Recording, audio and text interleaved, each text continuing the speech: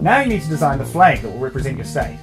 There's a couple of colour combinations on flags that are generally recognised as representing specific groups: ethnicity, language, shared region, etc. Black, white, green and red are recognised as pan-Arab colours and are often depicted on a horizontal triband, with either a shape on the left or some object in the middle bar that includes the fourth colour. Pan-Iranian colours are the same, just without the black.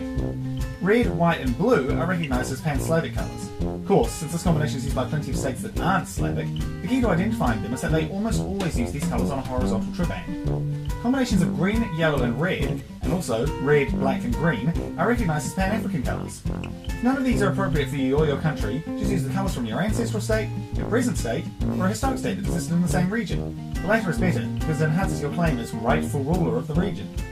For instance, the lower Central American states use blue and white tribands, or similar designs, because they all used to be a part of the United Provinces of Central America, which use that design. Same goes for the states of North and South America. Their yellow, blue, red tribands originate from the state of Gran Colombia that briefly incorporated them all.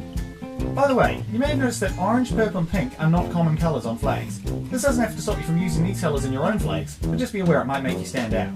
So once you've got the colours sorted, you can start coming up with the design of the flag itself. Stripes, as you've seen, are a fairly common and simple design, whether they're horizontal, vertical or diagonal, although the last two aren't as common. Remember, they don't always have to be the same size or all be different colours. You could have a giant stripe of one colour and a little stripe in the middle that's a completely different colour. You can also put symbols on your flag to represent your nation in some way.